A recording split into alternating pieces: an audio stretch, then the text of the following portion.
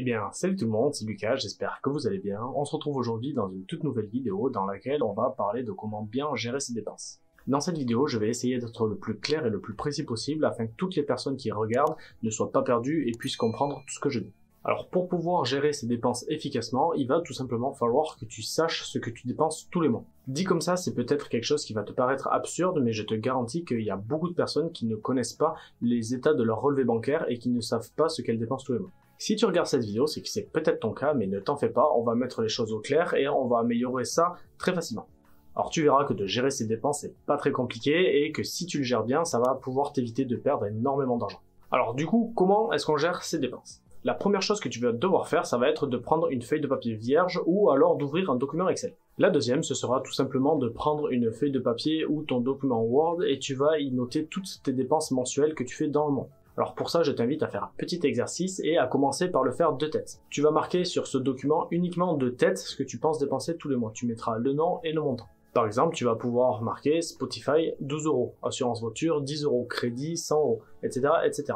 Alors je vais t'inviter à mettre cette vidéo en pause le temps d'aller faire cet exercice. Si tu n'as pas le temps de le faire maintenant, ce que je t'invite à faire, c'est de cliquer sur les 3 petits points et de mettre cette vidéo dans la playlist à regarder plus tard. Comme ça, quand tu rentreras chez toi ce soir ou dans la semaine ou ce week-end, tu vas pouvoir reprendre cette vidéo et prendre le temps de le faire comme il faut. A few moments later. Alors maintenant que tu as ta liste, ce que je t'invite à faire, ça va être de prendre tes 3 derniers relevés bancaires. Tu vas prendre ces relevés bancaires, tu vas poser une règle dessus, tu vas la descendre tout doucement et sur ton document, tu vas noter toutes tes lignes de dépenses. Alors si tu regardes pas souvent tes comptes, tu vas peut-être t'apercevoir que tu auras des vieux abonnements ou des choses auxquelles tu n'utilises plus comme des sites de streaming, des salles de sport, des choses comme ça. C'est des abonnements qui passent tous les mois sur ton compte et que tu payes sans même t'en apercevoir. Pour la petite histoire, j'ai une copine qui a fait ça il y a pas longtemps avec son copain. Ils ont essayé de regarder les comptes pour mettre tout ça au propre, pour essayer de gagner un petit peu plus d'argent tous les mois. Et ils se sont aperçus qu'elle payait un abonnement pour un vieil iPhone qu'elle n'avait plus depuis 2 ans. Elle a payé cette mensualité tous les mois depuis 2 ans alors qu'elle n'avait même plus l'iPhone. C'est pour ça, tu vas peut-être trouver des surprises, tu vas peut-être trouver des petites pépites qui vont te permettre de gagner quelques centaines d'euros tous les mois. Alors à ce stade, tu vas déjà pouvoir voir une différence entre ce que tu pensais dépenser tous les mois et ce que tu dépenses réellement. J'espère que ça t'a pas trop mis une grosse claque. Si c'est le cas, c'est peut-être que ton compte avait besoin d'un petit peu plus d'attention et tu verras que normalement à la fin du mois, si tu enlèves tout ce qui est à enlever, tu vas pouvoir me dire un grand merci et tu vas pouvoir gagner beaucoup plus d'argent. Petite parenthèse, quand tu fais tes calculs, essaye de ne pas oublier des choses que tu vas payer annuellement. Comme par exemple, moi, l'assurance habitation, l'assurance de la voiture, etc. C'est des choses que je paye à l'année. Donc si tu prends tes relevés bancaires de mai, juin, juillet, peut-être que ça n'apparaîtra pas. Donc voilà, fais bien attention de prendre en compte ça pour avoir toutes tes dépenses sur l'année. Voilà, c'est pour faire un global, il faut que tu aies toutes tes dépenses. Alors maintenant que tu as cette liste de dépenses, ce que je vais t'inviter à faire, ça va être tout simplement d'essayer de réduire ou de supprimer carrément des dépenses qui sont inutiles. Alors par dépenses inutiles, c'est ce que je te disais tout à l'heure, il va falloir que tu supprimes tout ce qui est les vieux abonnements, les trucs que tu savais même pas que tu payais, ça il faut vraiment que tu les résilies. Alors juste en faisant ça, déjà tu vas voir que tes comptes bancaires seront beaucoup plus propres et si jamais tu dois aller voir le banquier pour faire un crédit immobilier, tu verras que ça aura vachement plus de gueule d'avoir des comptes qui sont propres et qui sont carrés plutôt que des comptes avec des assurances de trucs partout ou un mec qui paye Deezer et Spotify à la fois. Tu vois, ça c'est totalement débile. Voilà, il faut vraiment que tu fasses la part des choses et que tu essaies de réduire au maximum ce que tu peux réduire. Maintenant que tu as réussi à enlever toutes les dépenses qui sont inutiles de ton compte bancaire, on va essayer d'améliorer un petit peu plus tes dépenses qui sont récurrentes. Par dépenses mensuelles, je te parle par exemple des personnes qui sont des acheteurs compulsifs tout simplement, qui achètent des centaines de choses sur Amazon ou dans des centres commerciaux, qui vont tous les samedis dans des centres commerciaux. Voilà, il va falloir que tu essaies de réduire un petit peu ça. Quand tu fais des achats, il faut que tu sois sûr que ce soit des achats dont tu as vraiment besoin.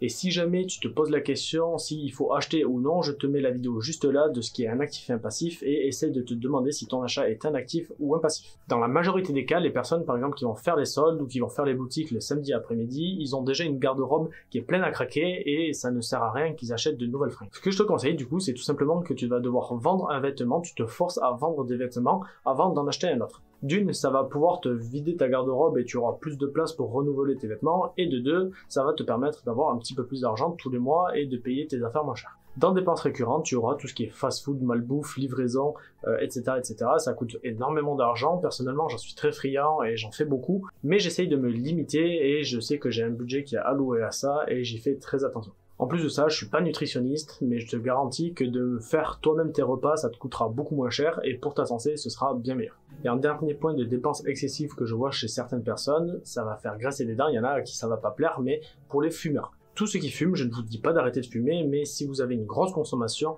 juste au niveau financier, je ne suis pas médecin pour vous dire quoi que ce soit, je ne vous fais pas la morale, mais au niveau financier, regardez le trou que ça peut potentiellement vous faire à la fin du mois, et si vous pouvez essayer de réduire ne serait-ce que d'un paquet ou deux par semaine ou par mois, ça dépend tout simplement de comment vous fumez, et bien vous verrez qu'à la fin du mois, normalement, vous pourrez récupérer un bon petit billet. Je te parle des fumeurs, mais c'est exactement la même chose pour les personnes qui sortent tous les week-ends en boîte et qui lâchent 200, 300 ou 400 euros dans des bouteilles en boîte ou en soirée. Bref, revenons à notre sujet initial. Maintenant que tu as fait la liste de tout ce que tu peux supprimer ou améliorer, je te laisse faire le calcul de tout ce que tu vas pouvoir gagner tous les mois.